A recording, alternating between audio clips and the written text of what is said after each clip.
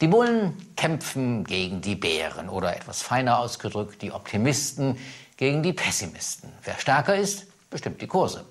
Der Juni stand im Zeichen der Bären, aber die Bullen sind wieder auf dem Vormarsch. Herzlich willkommen zum Börsenplatz 5, dem Finanztalk, meine Damen und Herren.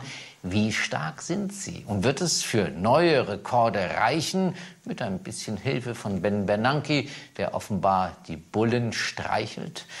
Was die Bullen und die Bären machen, was sie fühlen, misst mein Gast heute. Ich begrüße Joachim Goldberg, Geschäftsführer von Cognitrend, eine auf Behavioral Finance spezialisierte Beratungsfirma, die unter anderem auch den DAX Sentiment Index erstellt. Herr Goldberg, Mitte Juni kam Ben Bernanke und hat Andeutung gemacht, Anleihekäufe könnten eingestellt werden im Laufe des Jahres, also im Laufe des nächsten Jahres ganz eingestellt, vermindert werden. Ja, und dann spielte der Markt die Zinswende. Und die Kurse rasselten in den Keller bei den Aktien wie bei den Anleihen. Das scheint offenbar, fast umsonst gewesen zu sein, hat man aus heutiger Sicht den Eindruck. Das war so eine bewusste Irreführung von Ben Bernanke? Also ganz bewusst war das nicht. Ich glaube eher, der hat sich nicht ausgerechnet können, was da alles passieren kann, wenn er bestimmte Sachen sagt. Man hat es ja sehr vorsichtig installiert. Man hat ja den John Hilsenrath vom Wall Street Journal genommen und der hat das ja vorher auch noch alles schön erklärt, so durch die Blume.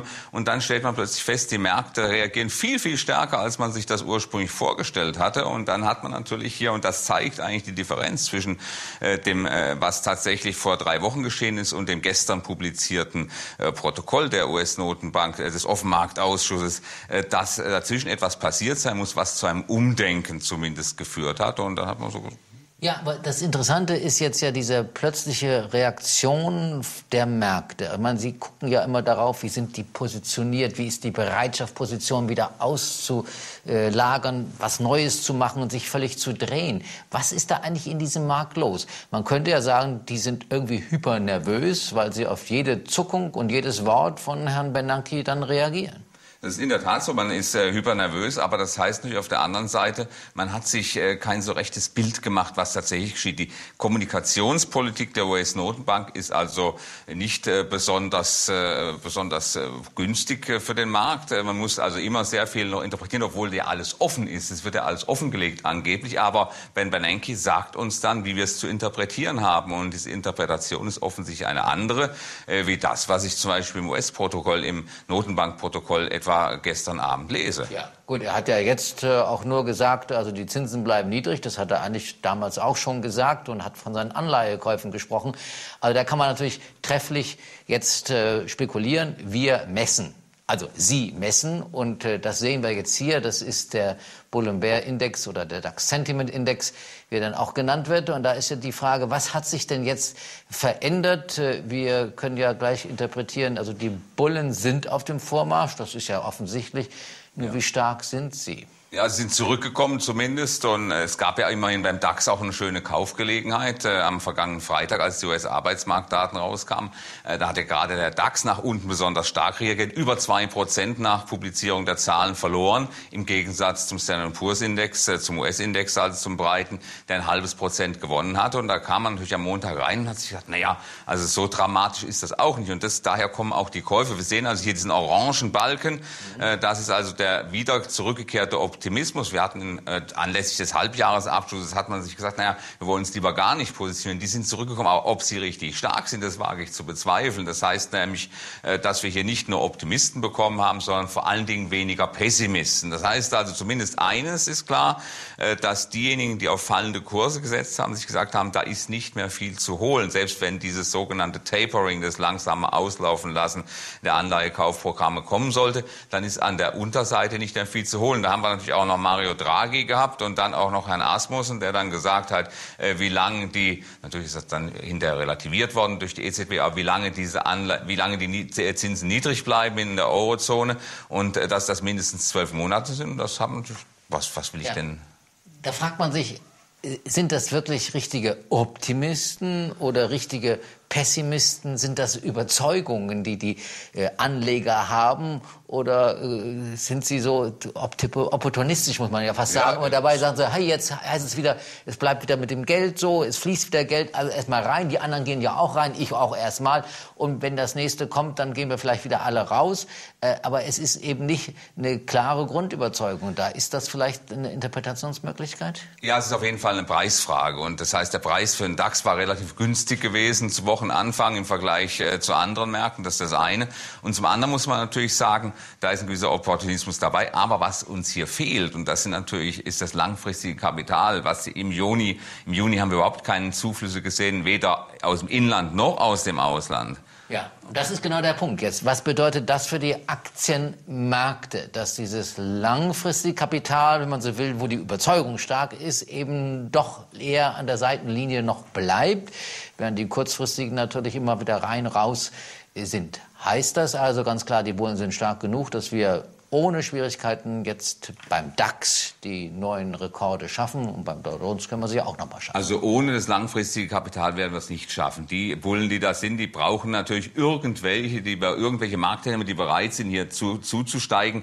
Wir haben ja tatsächlich nur einen Optimistenzuwachs von 4% gehabt, wenn man sich die verschiedenen Verschiebungen anguckt zwischen Bullen und Bären. Es sind also vor allen Dingen weniger Bären, die ganz einfach gesagt haben, wir machen nicht weiter mit, wir gehen jetzt erstmal neutral, wir gucken zu, also genauso wie die langfristigen im Prinzip. Das heißt also, die große Triebkraft fehlt. Wir haben auch keine Schieflage im Markt, die also normalerweise, wenn wir jetzt einen steigenden DAX hätten und sehr viele Pessimisten, dann wäre das eine ganz tolle Geschichte. Dann weiß man, die müssen irgendwann kaufen. Das ist nicht der Fall, sondern wir warten hier jetzt natürlich, heute früh sieht alles positiv aus. Es ist ja ein No-Brainer, wenn man so neudeutsch sagt, heute kaufen zu müssen. So, also das heißt, halten wir mal fest, der nächste Rekord ist nicht sicher. Also da müssen wir noch mal ganz vorsichtig sein. Haben wir auch noch ein bisschen Platz, auch wenn wir jetzt schon bei 8.200 sind. Gucken wir uns mal die Währungen an, was da jetzt so passiert ist. Da haben wir das Ganze aus der Sicht des US-Dollars. Der hat ja kräftig zugelegt, mit auch der Aussicht, dass die Konjunktur in den USA sich verstärkt.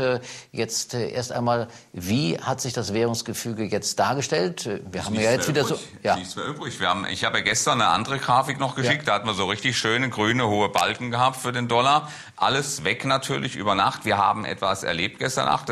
Der Euro hat gegen den US-Dollar zeitweise gegenüber dem Tagestief über 4% aufgewertet. Innerhalb von wenigen Stunden, muss man sagen. Das habe ich also, ich weiß nicht, ich bin jetzt, glaube ich, über 30 Jahre in dem Geschäft drin, und ich habe das selten erlebt. Also es gibt solche Tage, aber vor allen Dingen der Anlass ist also doch, das ist eine völlig überzogene Reaktion für das, was wir hier gesehen haben, denke ich. Die 4% für ein bisschen Wortinterpretationsspiel, Tapering on, off und so weiter. Aber von der Dollarstärke, die wir die ganze Zeit hatten, der Dollar war ja auch auf Höchstkursen gewesen, auch der Dollarindex, da ist nichts mehr übrig. Ja, wir haben also von 1,20 und Ähnliches geredet. Jetzt tun wir es erstmal nicht mehr. Wir gucken uns das Ganze nochmal aus Sicht des Euros an. Und wir sehen natürlich, beim Euro ist jetzt alles grün. Das heißt also, hier hat der Euro ganz kräftig gewonnen. Die Frage ist, ich bin ganz beruhigt, weil Sie auch sagen, Sie verstehen auch die Märkte nicht immer. Die Frage ist jetzt tatsächlich, wie nachhaltig ist das? Also wenn das so schnell geht, kann das übermorgen wieder alles vorbei sein. Eigentlich haben wir ja eine fundamental durchaus begründete Stärke für den Dollar, weil eben die amerikanische Konjunktur eindeutig besser läuft als die europäische. Und ich sehe jetzt keinen Grund, offen gesagt, warum man jetzt aus dem Dollarraum raus soll in den Euroraum rein. Im Gegenteil, das, was sich jetzt hier abgespielt hat, wenn ich das jetzt fortsetze und davon ausgehe, dass die US-Notenbank also mit dem Tapering sich dann wahrscheinlich Zeit nehmen wird, wenn ich sehe, dass die Zinsen auf lange, lange Zeit nicht erhöht werden. Ich habe das in dem Anhang des Protokolls mir mal anguckt, das Gros der FOMC-Mitglieder, Stimmberechtigte und Nicht-Stimmberechtigte zusammen gehen davon aus, dass frühestens im Jahr 2015 die Zinsen wieder steigen. Das ist die große Mehrheit. Und da frage ich mich natürlich, was mache ich denn? Ich habe eine hohe Rendite in den USA. Warum soll ich jetzt? Es ist doch eigentlich eher ein Zeichen dafür, dass ich in den Dollar hineingehe. Das, was wir hier sehen, also für meine Begriffe eine völlig überzogene Reaktion. Da sind ein paar Stop-Losse natürlich im dünnen Markt, wie das immer so ist. Ja. Aber der Euro ist auch nicht mehr auf der 1,32, wie wir ihn heute früh hatten, sondern ist jetzt auf die 1,30 fast wieder zurückgefallen. Also das ist dann, wenn wir ganz klar sagen, einfach mal jetzt wieder so heftige Reaktion, wie wir so oft dann haben, wobei wir klar sagen müssen, das ist der Herdentrieb. Wenn die plötzlich in die eine Richtung rennen, rennen die anderen erstmal hinterher, um dann festzustellen, ist kein langfristiger Trend, es kommt zurück.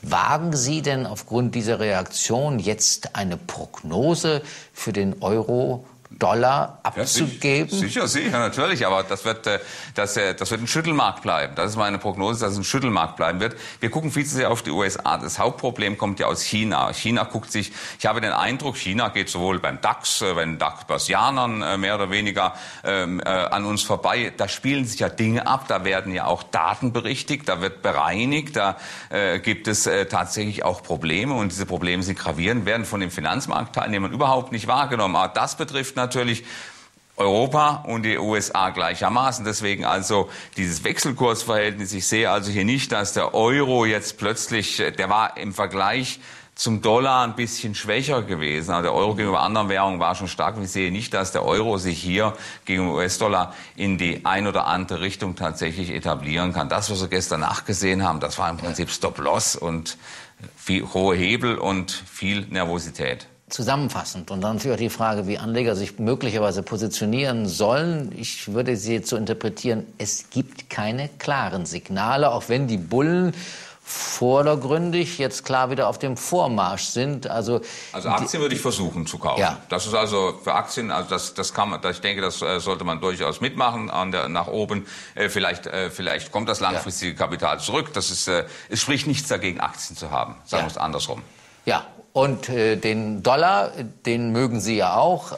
Und dann hat man natürlich unter Umständen mit amerikanischen Aktien vielleicht beides zusammen, wenn der dann tatsächlich wieder stärker wird und sich dieses jetzt als Fehlsignal erweisen sollte. Ganz herzlichen Dank für Ihre Ausführungen. Also der Schüttelmarkt, meine Damen und Herren, das ist ein Begriff, den man sich ja immer mal wieder vornehmen muss. Und das haben wir offenbar hin und her und rauf und runter. Aber noch nicht so richtig dieser überzeugende Trend. Aber so sind nun mal die Märkte. Das ist etwas für die Hartgesotteneren. Und wenn Sie zum langfristigen Kapital gehören, dann sind Sie wahrscheinlich mit Aktien auf längere Sicht immer noch sehr gut positioniert. Wie immer können Sie diese Sendung auch im Internet verfolgen unter drf.fm. Das war's. Herzlichen Dank fürs Zuschauen und auf Wiedersehen. Bis zum nächsten Mal.